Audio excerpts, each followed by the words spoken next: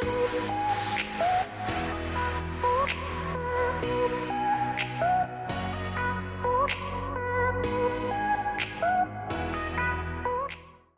think we are good to get going here soon. I am Jenny Kean. I am RELA's Senior Executive Vice President of Member Services. So thank you all for joining. See, we have a few folks still getting on, but we're a couple minutes after, so we will want to get started. First, let me just say I'm excited to welcome everyone here on behalf of RELA today. This is the first in our Retail Asset Protection webinar series, where we're presenting some of the content that would have been featured at our annual conference earlier this month. And we were super disappointed that we weren't able to be with many of you in the in-person event. We are very excited to be able to share the content to a wider group than just those who would have been able to attend. So thank you all for joining today. And I'm going to take just a minute before we get started just to challenge particularly the retailers on the line. First, let me thank Target for their great support over the years, but in particular for the session today, and for stepping up almost every year to either present or spearhead a session at the conference.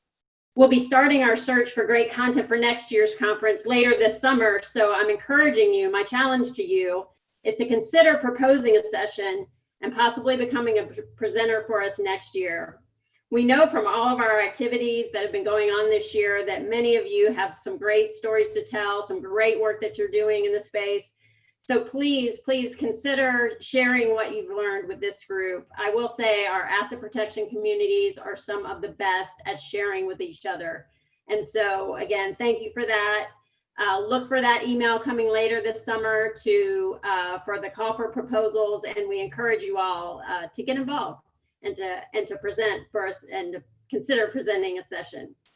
That's my pitch. So that's it for me today, but I'm so excited to turn the session today over to Ed Tonkin with Zebra. Zebra is one of RELA's strategic partners and is a great partner in everything in many of the communities that we work with. So Ed, take it away.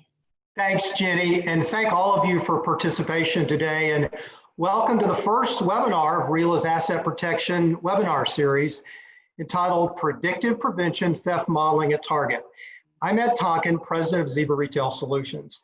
While we had hoped, as Jenny mentioned, to have been in Dallas for the annual RELA Asset Protection Conference, we are appreciative of being able to present, at least virtually, with you today. We're especially pleased to have this because we have a finite period of time before our presenters, who graduated last week, equipped with their Masters of Science and Business Analytics degrees, move into the next chapter of their lives. The Student Mentor Program originated by Lisa Labruno, Executive Vice President of Retail Operations and Innovation at RELA. And this is what is now our 7th consecutive year of the program that is co-sponsored by Zebra Technologies, which I've had the privilege of being a co-mentor, partnering with the University of Texas McCombs School of Business, Masters of Science in Business Analytics, and a prominent retailer. And our plan is to continue this. So any retailers that have an interest in this program, please contact Jenny or Lisa Labruno. This year, we were very fortunate to have Target, and specifically Aaron Tyler, Senior Director of Loss Prevention at Target, step forward to be this year's retailer. The other mentors of this project on Target's loss prevention team are Kristen Hansen, Tanner Coghill, and Jess Pena, who did a fantastic job of guiding the students throughout the process with a great deal of their time and an enormous amount of data, which included at the beginning, back when we could all travel around, flew to Austin to conduct Target store tours that provided a perfect start for the students. This is also for the students part of their capstone coursework, and while they missed participating at the RELA conference, COVID-19 did not in any way change their hard work applying their data science skills in working with Target. A few reminders before we get started. First, you are encouraged to ask questions through the Q&A tool on your screen, and we will take questions at the end. Second, all of RELA's webinars are covered by the antitrust policy. To see the full policy, click on the link in the chat box. So I'm now going to turn the presentation over to the students, who afterwards will be taking questions along with Tanner and Jess. As Ed mentioned, we are all super excited to be here today discussing the work that we've done with Target and with Ed and with Rilla throughout the course of this semester using Target's asset protection data. And so I, along with my colleagues, Jake, Sarab, and Lynn, are super excited to be presenting our work that we've done on using analytics to improve asset protection in stores. So first, before we get into the meat of the presentation, I just wanted to give a few acknowledgements. First to Ed, who just got finished speaking. A big thanks to him and all of his hard work that he's put in through the 7 years of kind of mentorship with the Rilla student capstone team. And he also serves as an MSBA advisory council member. So he's been super helpful throughout this process. A big thanks to Jess and Tanner, our colleagues over at Target that have walked with us throughout this process. A big thanks to Lisa and Ellen and just everyone else at Rilla who's put in so much work and dedication to shifting from, an in-person format to an online format. So big thanks to everyone. And then also an acknowledgement to our Professor Tej Anand, who is the MSBA faculty capstone advisor. Big thanks to him and throughout this process in organizing everything. So again, kind of before we get into everything, I wanted to discuss our program a bit too. So it's called the Master of Science in Business Analytics, or MSBA. It's housed in the McComb School of Business at the University of Texas at Austin. There's a wide variety of backgrounds from different students in the program, from engineering, business, mathematics, econ, computer science, and all sorts of other things. It's actually the ranked number 3 in the Business Analytics Worldwide Master's Program, so it's a very prestigious program. And it is a 10-month intensive STEM certified program. So we started in July and we finished last week, so it's really exciting. Kind of a breakdown of what everything looks like. It's about half domestic, half international students, and a similar distribution of male and female students, and then pretty high GPAs, 3.66, and very high test scores averages coming in too. So all in all, it's a very prestigious program, super awesome coursework, learned a lot this year, just a very good program. So now I'm going to kind of get into framing the issue. You are all retailers, you all know all about asset protection and definitely know a lot more than I do, but just to frame the issue here again, so retailers face close to $50 billion in annual theft loss and experience an average shrink rate of about 1.38% according to the National Retail Security Survey. So for multi-billion-dollar corporations, this is a lot of money being lost due to theft every year. And so what's the counter to that? Asset protection. So kind of breaking down from the largest sources of loss from these numbers, administrative error and supply chain loss, internal and external theft, and other non-malicious losses all contribute to the loss in, that asset protection seeks to avoid. But for the sake of our presentation and the data we were given, we are focusing solely on internal and external theft in stores. So now I'm gonna go into some background and general observations about our data and our objectives going forward. So going forward starting in our project, we had 2 main objectives. 1 was to track the performance of asset protection teams, and 2 was to optimize resources to prevent the most theft possible. And to answer these, we were given a lot of data from Target. It's broken down into different ways, but there's about 1,800 plus stores, and data is from 2015 to 2019. It's kind of broken down by store, and anonymized stores, so like store ABX, into the department, so like toys, swim, etc., the year, the week of that year, and then the specific theft metric, for example, known loss is a theft metric used. So that's kind of how the data is broken down in the way that we got it. So kind of the 2 main segments though are the annual store data. So these are things like annual sales, shortage, general store attributes like what city the store or kind of the research area the store is located in and things like that. And then the weekly department data. So these are the weekly theft statistics that we were observing. The weekly data is recorded as records from individual asset protection teams from each store, and the annual data is collected as an aggregate from all the store records. So now that we kind of understand what the data looks like and how we got it, I'm going to hand it off to my colleague Lynn to talk about some exploratory data analysis we did, and then she's going to jump into the first, how we address the first objective. Sure, thanks, Shelby. So most of the time, the retail data can be explored by time series analysis. So as Shelby has mentioned before, we have a lot of data, but there are not enough for store and for department level. So our major problem is the missing weekly data for stores and for departments. On the store level, most stores have more than 50 weeks of missing theft value out of the total 260 weeks. And that means we cannot build a time series model for individual stores. And we address the missing value by clustering, and Jack will talk about it later. Next slide, please. And the first objective is to track an AP team's performance, and we approach this problem in 2 dimensions. Each store is able to evaluate its performance through comparing against itself and also comparing among with other stores.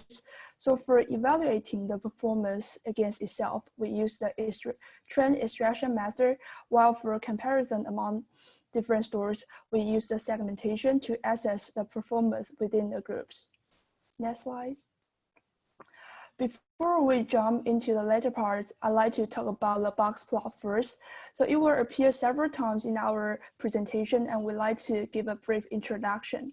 So box plot is a simplified presentation of the data distribution. The lower graph is the data distribution, and the upper graph is the box plot. So the yellow line is the median, and the red box area represents the majority of the data. The green dots also shows the extremes values, and each colored area in the upper graph has the corresponding one in the lower. So when the data distribution changes, so does the box plot. Next slide, please. Okay, and next I will explain the trend extraction and how it will help us achieve one of our goals. And trend is a general direction of the theft time series, and it could be a good process for measuring the performance of asset protection team against itself. Taking empty package as an example, here we use empty package because its data availability is quite good, and it is a generally used theft matrix. In order to get the trend, we need to get rid of the seasonality first, and seasonality is very common in the retail data, and we can use some decomposition technique to take it out. Next slide. So let's have a look on the graph.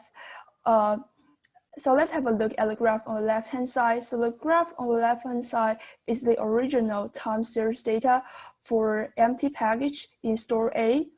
So after getting the seasonality off, we can have the trend value in the right-hand side.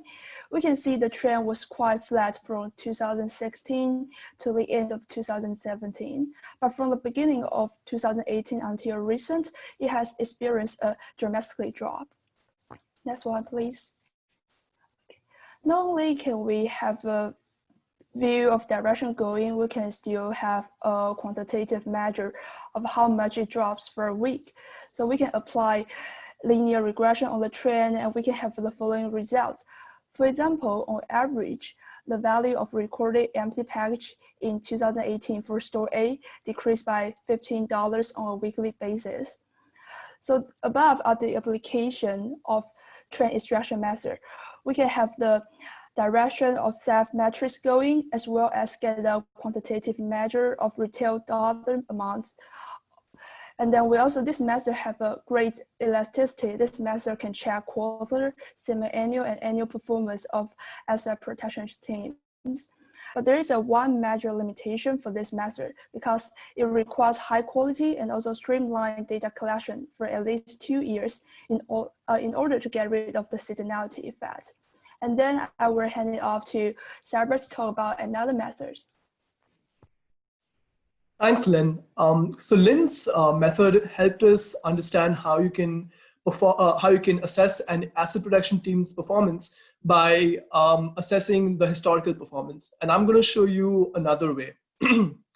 But before we could move ahead, let's see. Evaluating AP team performance can be very tricky because occurrence of crime can be very erratic and unpredictable, and one cannot set target theft metrics to be achieved because as industry veterans, you guys know that that's the easiest way to get sued. So the best approach really would be to compare each store's relative performance against all the other stores. And in the next set of slides, we will discuss how we will do that. But before we go ahead, let's consider this. Target has 1,800 plus stores across different geographies, different store sizes, different store prototypes. And by that, I mean, how many number of entrances does a particular store have? Is it situated inside a mall or is it by the roadside? Is there a Starbucks inside it that's attracting a lot of traffic into the store? And also the riskiness of the neighborhood.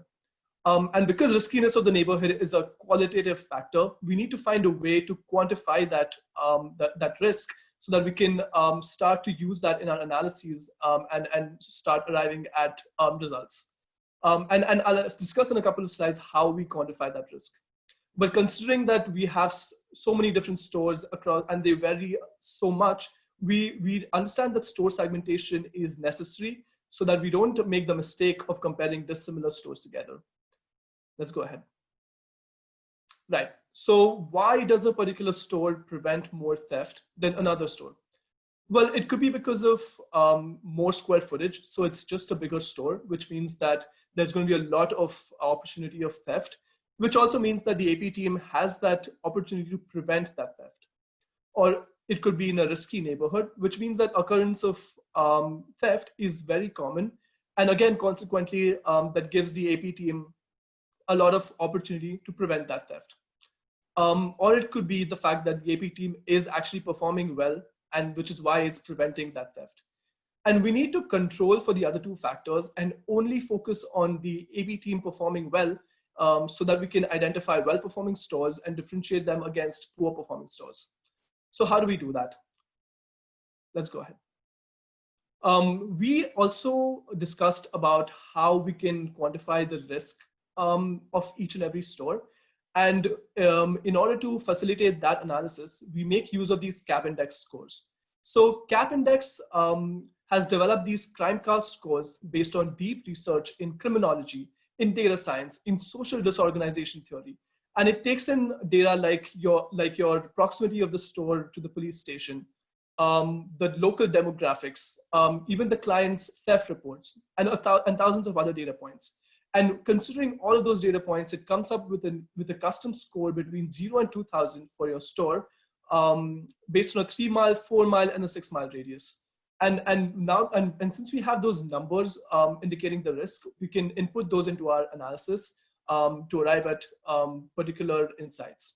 For example, in case of Target, to the right-hand side, you can see that the safest store is present in the neighborhood that has a CAP score of 10.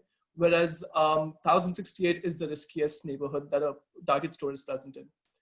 And in doing all of this analysis, I would like to draw attention to Steve and Basia from CAP Index, if they're present today. Thank you so much for taking the time to walk me through how you arrive at these scores and even like helping me guide through my analysis. So thank you again.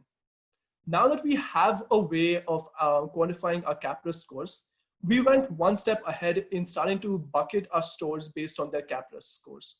So let's go ahead. So here we've bucketed our scores from very low to all the way to very high risk neighborhoods. And as you can see, so the vertical y-axis here is low theft all the way to high theft. And all of this is anonymized for security and data privacy reasons.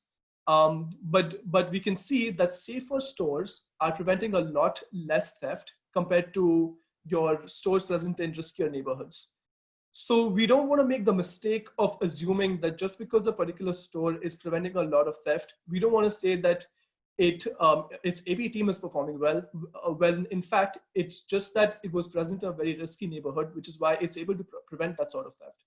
So we need to control for this particular factor of risk when we start to analyze which AP teams are performing pretty well. Let's go ahead. Here, I had also talked about store size. And what I mean by that is for a particular store of a bigger size, it's going to have a lot more theft, which also means it will prevent more theft. And this is a graph that supports that hypothesis. On the horizontal axis, we have sales, and on the vertical axis, we have theft, again, from low theft to high theft. And you can see that in general, as the sales of a particular store increases, the theft that it is preventing is also increasing. Another thing I would want to draw your attention to is that you look at these different trend lines that are there. So they're representing different cap risk buckets. So you can see that, for example, a store present in a very safe neighborhood, it's not going to, even with increasing sales, the number of prevented theft is not increasing as much compared to stores that are present in risky neighborhoods. And you can see that the green line, for example, is a lot flatter than the red line, which is quite steep compared to the other lines. So that sort of proves our hypothesis of a larger store size just being able to prevent more theft. Maybe not because its AP team is performing well, but just because of a larger size. So we need to control for that second factor as well. So in the next slide, we combine both of these factors, store size as well as our cap risk, and we control for these factors so we can solely focus our attention on the AP team performance. Let's see what's happening here. So again, I have bucketed these stores that I have from very low all the way to very high, and you can see the different box plots for that. And on the left-hand side, on the vertical y-axis, we have prevented theft as a % of sales. What does that mean? So for every dollar sale that you make at a particular store, how much theft are you preventing? So that removes the store size out of the picture, because now we're comparing how much theft is being prevented for every dollar sale you make. So it's normalizing the sales factor. And you can see once that we've controlled for these two factors, what we can do is start to identify the top performing stores and bucket them together. Start bucketing the low performing stores. So at the bottom, I have circled those stores that are performing low, and I'm going to bucket them into the poor performing category. Whereas the top performing stores, all of them that are in the top 1 percentile of each and every cap risk bucket, I'm going to be bucketing them into the excellent category. While the stores that are in between, they're going to be the average category. And really, I'm going to, in the next slide, start to redistribute these stores so we can have a look at how they're performing in a better fashion. Let's go ahead. Yeah. So this is what I mean. It's the same stores. It's just that I've bucketed them differently, and now they're ranging from excellent to good all the way to very poor. And because we've controlled for factors like store size and cap risk, the only thing that this is showing us is whether the AP team has actually performed well. So stores in the excellent category, the AP teams have performed pretty well compared to stores in the very poor category. And now that we've tagged stores that are excellent and tagged stores that are performing very poor, our next step is naturally to identify ways in which we can push each and every store from the poor, average, and very poor categories into the good and excellent categories, so that we're raising the whole process. And once we've started to push them into the excellent and good categories, we then want to recalibrate our entire process so we are raising the standards across all stores. So how do we exactly move these stores from the very poor category to the excellent category? Let's have a look ahead. So we want to start by studying the best performing stores and seeing what they're doing differently. We want to take a look at the different theft metrics that we have apart from the documented metrics. We want to look at the AP staff data as well. When it comes to AP staff data, we want to look at the store manager, the team members, and the training programs. In particular, how long has that store manager been a store manager at that particular store, and how experienced is that person? And similarly for team members, how long have they been team members for that particular store? And another thing that I would also want to look into is from which neighborhoods are these team members and store managers and team members coming from? Because, for example, someone from a very risky neighborhood might be so desensitized to criminal activity that they may consider shoplifting at a particular store as normal and might not report it. And as a result of that, our documentation metrics are not going to be reliable anymore. So we need to find a way to find a way to make sure that every one of these team members and store managers are on the same page. And training programs, we can formulate training programs in such a manner that everyone understands what is a red flag and what sort of activities need to be reported. so that there's a normalization across all of the AP staff data. Similarly, for theft metrics, you want to identify if there's a distinct patterns in empty packaging, RFID, and count updates.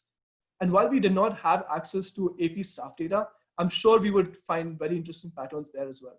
However, we did have access to empty packaging and RFID and count updates. So let's look at what's happening there. This essentially confirms our hypothesis. So these are stores bucketed from the excellent category to the very poor category. And we can see that excellent stores are reporting a lot more empty packaging compared to stores that are performing very poorly. So this is a telltale sign of which store is going to be potentially performing well compared to a store that's not performing well. So you need to start encouraging stores that are performing poorly to start being vigilant and report more empty packaging in order to arrive at that excellent category status. And we found similar results in case of while analyzing RFID scores as well as count updates. So now that we've had all of this analysis, we went ahead and built a dashboard in the next slide. Right, so this is a dashboard considering all of the building blocks that I discussed about previously. And essentially what it's aiming to serve is comparing two different stores in two different timeframes in order to analyze how each store is performing. But before we do that, let's look at the big picture. On the bottom right side, you can see that the selected stores FY and KH. Store FY is in the good category while store KH is in the poor category. And this data is for 2019 and 2018 combined. But if we, for example, just select the year 2018, the distribution is going to be very different, and probably store FY might just move into the poor category or the excellent category because that's a different time frame. Let's see what's happening in the top two shelves. So these are the two graphs for stores, store 1 and store 2. So store FY and store KH. On the left-hand side, we have store FY, and even though currently its store status is good, so its AP team is performing well, you can see that between March 2018 and September 2019, there's a downward trend of prevented theft. So we want to start looking at what's happening there and try to mitigate those factors so that the downward trend doesn't continue and this store doesn't cascade into the poor or the very poor category. So this store needs some sort of attention from either the corporate or even local AP store managers so that this downward trend doesn't continue. Whereas on the right hand side, you can see that even though the store KH is in the poor category currently, we can see that there's a slight uptrend in the prevented theft, which means it's doing well it's starting to do well between December 17 and December 19. And we want to make sure that we're continuing those measures in order to push it towards the good or the excellent category. And as I had mentioned, you can also compare stores in different timeframes. So for example, I could also select store FY in both of these graphs and change up the time frame that I have. So those date ranges that you see, I could even change them up. So the point that would help us in analyze is, for example, over 2 years, that particular store might be performing well, but in the past 2 weeks, there might have been something different happening, like store manager has been changed or some anomalous store operations have been happening, because of which we might see a sudden downward trend. So by comparing the performance against different timeframes, we can exactly understand at what point in time has the store been performing well or has been not performing so much as well. So here we have it. We've devised two methods in tracking AP team performance so that we can then start to identify excellent stores and then make each and every effort possible to shift our stores from the poor categories into the excellent categories. And now I'm going to hand it over to Jake in order to understand our second objective.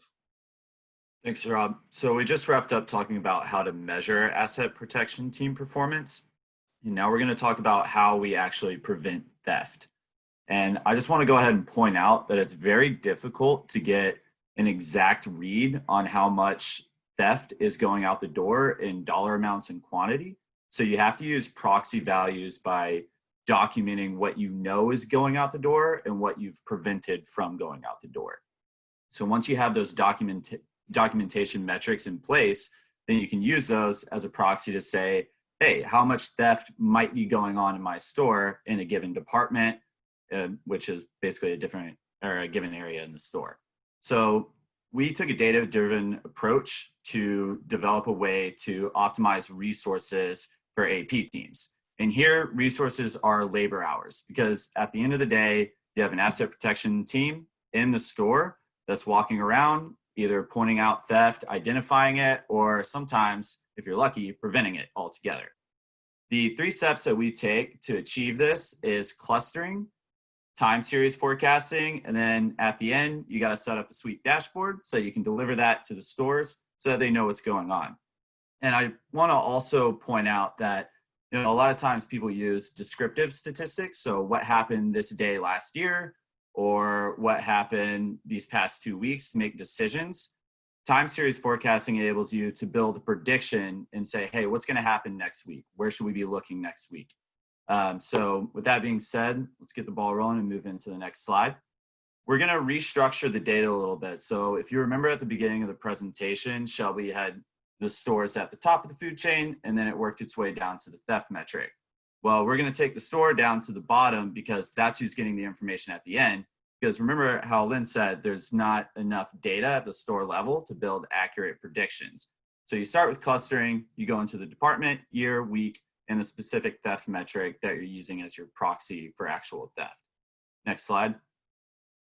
So why cluster? Like I said, most of these stores don't have those weekly data points for every week of the year. I mean, most stores are missing 55 or more data points. And then secondly, when you have 1,800 stores and 26 departments within each store or more, you're looking at thousands of models and thousands of hours of computation time to even build a prediction. So clustering simplifies the process and it eliminates the missing data problem. So as you can see on the next slide, this is our worst case scenario where 80 to 85% of your data is missing. Well, if you try to build a model on this data, you're going to get a 0 value almost every time. So zeros are definitely a problem whenever you're trying to build accurate predictions. And in the best case scenario, on the next slide, you have 85 to 90% of your data, but those zeros cause oscillation and variation. So you're never going to get a real accurate read on what's actually going on.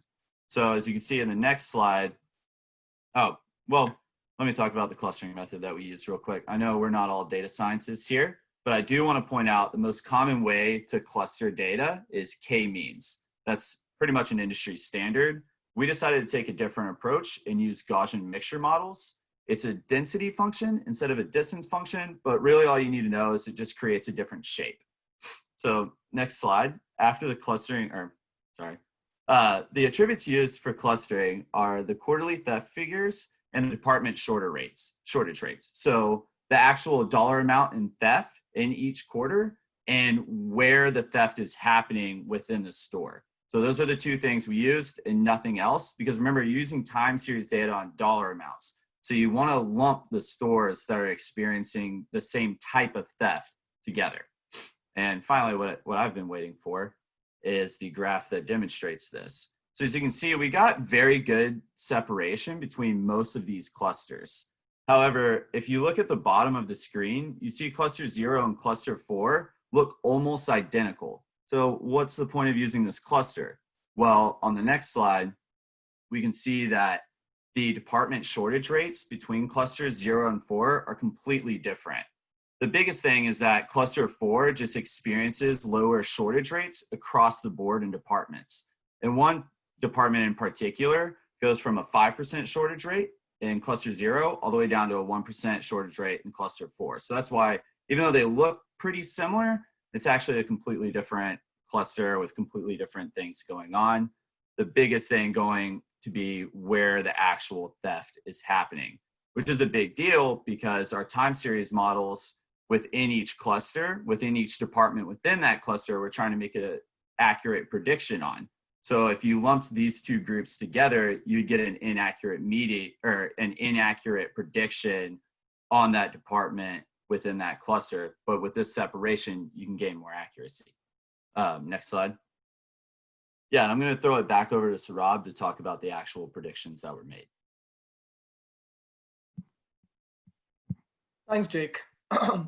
So now that Jake has discussed about how you can start to cluster stores together and cluster similar stores together, we're going to move into the realm of predicting future theft trends so that we can start to take robust steps in trying to stop them.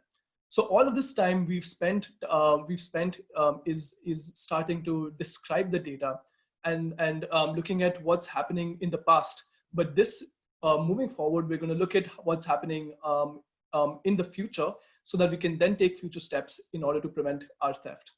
Let's go ahead. So as Jake, these are Jake's clusters that he explained about. And as we can see that different clusters have different seasonal patterns. They have different trends. For example, cluster 3 is showing us strong upward trends towards in terms of its loss, whereas cluster 4 on the bottom left is showing a slight decrease in its amount of dollar loss. And different, you can see that different clusters are showing different patterns on an overall level from 2016 to 2020. So we want to start to analyze different clusters separately.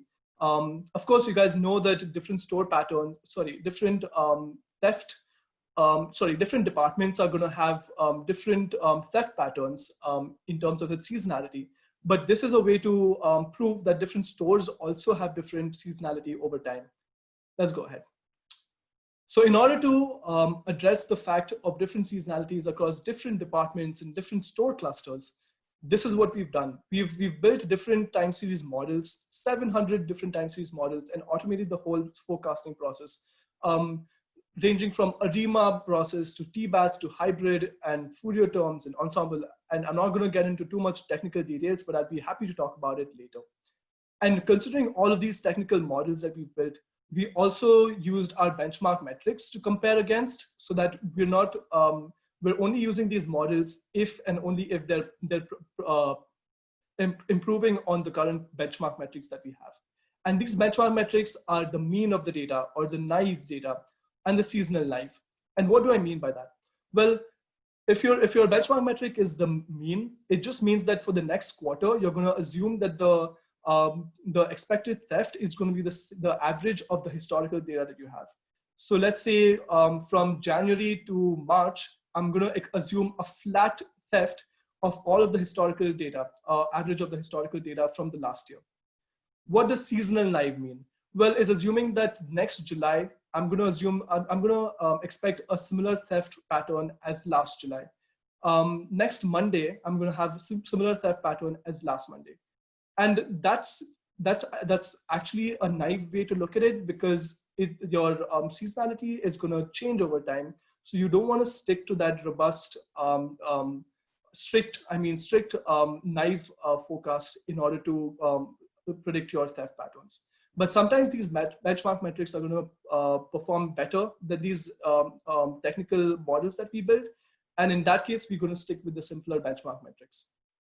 And the whole point of building these time series models is so that we can then update our AP staff hours in each and every store, allocated to each and every department every week, so that then we can predict and prevent in-store theft patterns. Let's go ahead.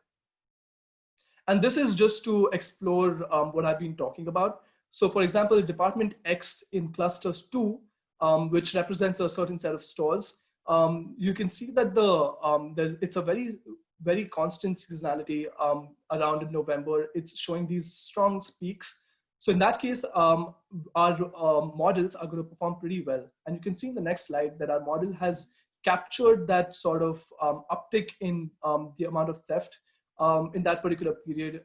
Even though it's a little below the actual theft, it's still doing a pretty good process, pretty good job. In the next slide, we see, however, that for certain other department Y in cluster 0, it's not going to be doing so well because there's so much variation and noise in the data that it's not going to be able to capture that sort of seasonality and trend in the data and predict and do a pretty good job. So let's see how that happens. And you can see that the yellow line is not really doing a good job at capturing those small peaks that are happening. And in this case, therefore, we will use our benchmark metrics, which I discussed about, like the mean or the seasonal knife or the knife method. And now that we have all of these forecasts, let's see how we can improve them. Well, we could include prediction intervals for our forecasts. So what is the maximum amount of theft that can be expected and the minimum range of theft can be expected on a particular week for a particular department. We could also include data on special events to explain those sharp spikes or drops in the dollar loss. For example, weekly promotions, anomalous store operations, holidays, weather forecasts, because all of these data points are going to bring in varying amounts of traffic into the store, and that's going to change the sort of theft that's going to be experienced at the store. So including those in our models will definitely improve our modeling process. And finally, recalibrate our forecasts for the COVID-19 data. You guys are well aware of everything that's been happening over the past quarter. And there's no way we can rely on the historical data in order to arrive at proper predictions. So we're going to have to recalibrate and retrain our entire modeling process in order to arrive at proper predicted thefts. So now that we've found a way in order to predict our theft, let's see how we can turn that into business actions. And I'll let Jake speak about that. Yeah, so at the end of the day, stores need to be able to take these forecasts and do something with them. And you have to present the information and the data in such a way that's easy to interpret. So if we can move on to the next slide, we'll show you this dashboard that we put together. And there's a lot going on, but at the end of the day, you're looking at what departments are heating up, what departments are cooling down, which ones are overall hot and which ones are overall cold within a given cluster. So I'm going to blow up each portion of this dashboard and we'll walk through it and we'll talk about what's going on. Next slide. So this is from the upper left-hand corner of the dashboard. We have the week-on-week percentage change in forecasted theft. So the top 5, those are the departments that are going to be heating up. So those are the ones that are expected to have an uptick in the upcoming week. You may want to keep an eye on those stores in particular, even if they don't make up a great portion of the actual theft that's going on. And then at the bottom, you have the 5 departments that are cooling down the most. So take swimwear, for example, you may be able to be a little more lax with what your team is doing with their man hours for that given department. Next slide. So here, every store is going to have a different number of hours that they can allocate to monitoring departments within the store. So some stores may have 200 hours of resources. Some stores may only have 50 hours of resources to use. But at the end of the day, you're grouped within this cluster where we made accurate predictions on where the theft is coming from, and you got to use the hours that you have. So here, you could take beauty, for example. It's the 3rd highest projected department to be experiencing theft. And that percentage of theft should also be the percentage of resources allocated to monitoring theft in that department. And I just wanted to point out that the week-on-week percentage change from the previous slide is reflected here.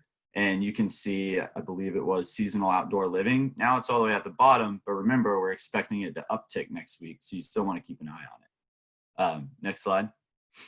So here, this shows the model that was used to give this prediction. And it's important, even if you're not an analyst or a data scientist, it is important to understand, are you overestimating or are you underestimating your forecast? Because you do want to keep that in mind whenever you're talking about metrics review on your weekly metrics meeting.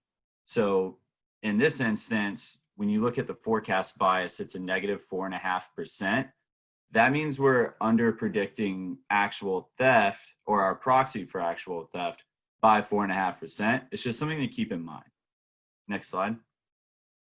Here we have the long-term trend in theft. So for this given department within this cluster, we can see stores across the board are experiencing a steady rise in theft over the past 2 years. Well, more drastic measures than just putting a specific person around that department may need to be used, whether it's completely move the department to a different location in the store, increase security footage, or use other theft prevention technologies. That's something that, you are all industry leaders in the space. It's something that you have to think about, because you don't want to see that value just continuously growing. You eventually want to see it plop back down. Next slide. So here, I just wanted to reiterate, earlier in the presentation, we showed you the worst case scenario where you're missing a ton of data and it's really hard to make accurate predictions for that store.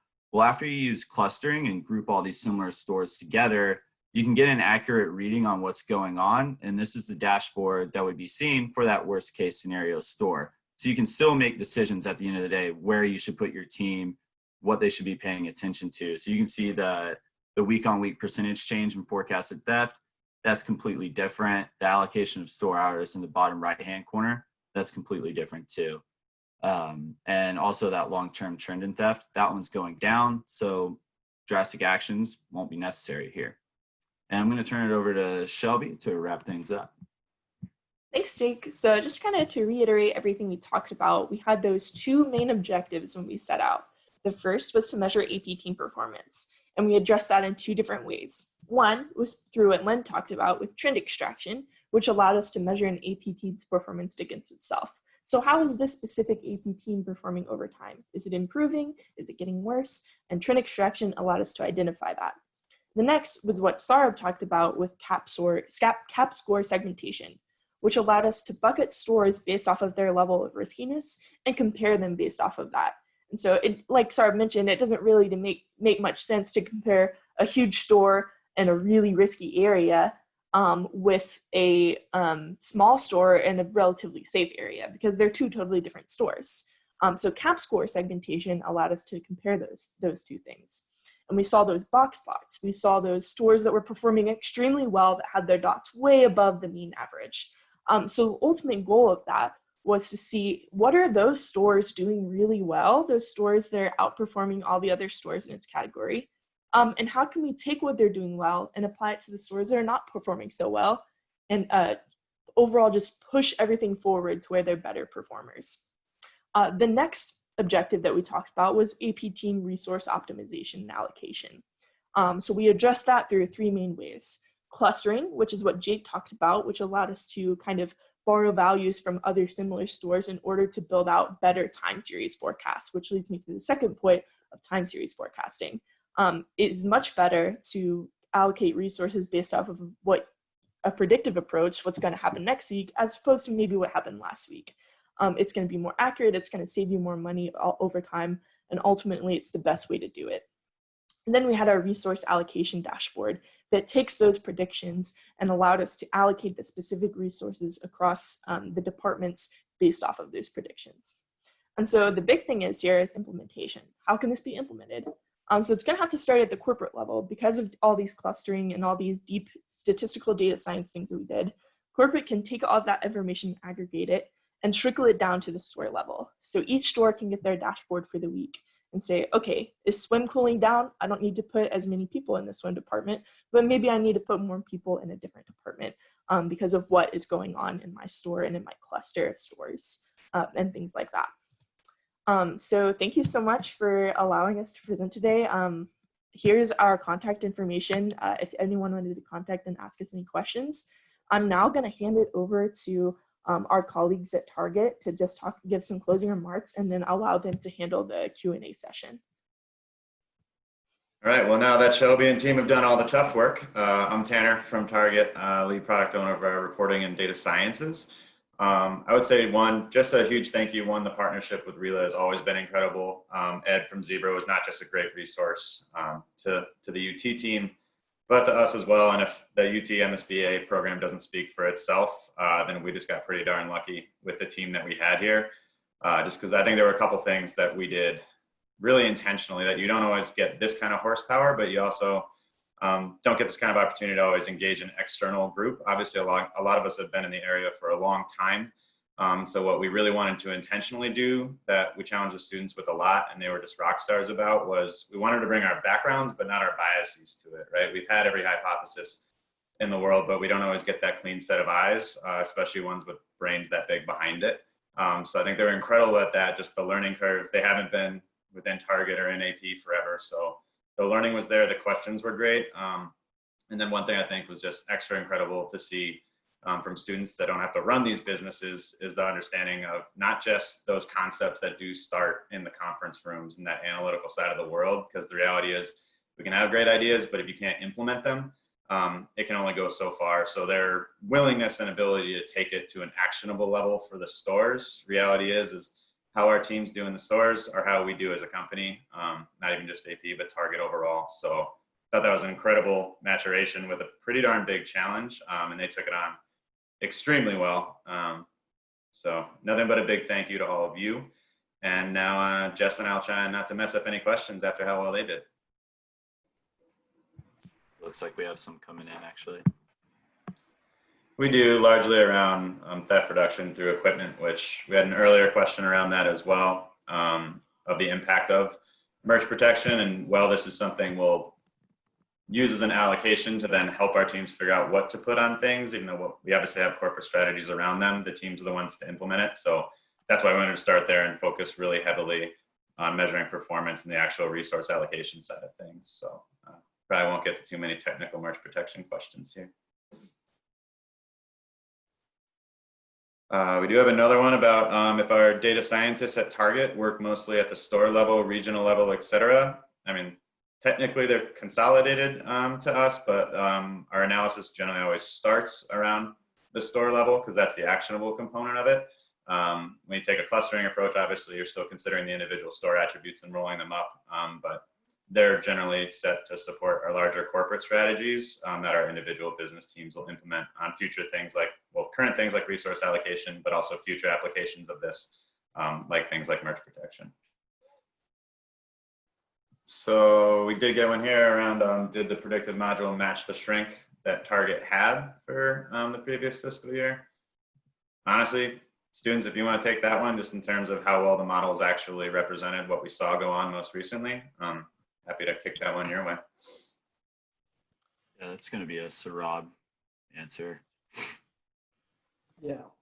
So like I had mentioned, so it was really based on, so all of the models that we built, some of them for certain departments and certain clusters, they were doing really well. But for certain departments, they were not doing so well, which is why we also chose to use the benchmark metrics. And really, it was just a way to try and understand how we were going to be able to allocate our AP staff hours based on all of those predictive models that we had built. And we were not focused on the amount of shrink that we were experiencing or going to experience. So really, that was the focus of those models that we built. Yeah, and just to add to that, in any predictive model, there's no way that your model will predict with 100% accuracy what's going to happen. If it does, that's actually probably a sign that something's wrong. Really, the big thing that Sarab mentioned was like catching those peaks and dips, just to kind of assess like the trends. We're never going to have it be like we stopped exactly $100 of theft or anything like that, and that was our actual prediction. But we're going to get close with the major trend. Like that's really what we're looking for with that. And to Shelby's comments there to tag on, right? There's the phrase that every model's wrong, some are just more useful. And also the nature of AP and why we all get to keep our jobs is that thieves and theft trends continue to evolve as our businesses do. So the model's going to have to as well.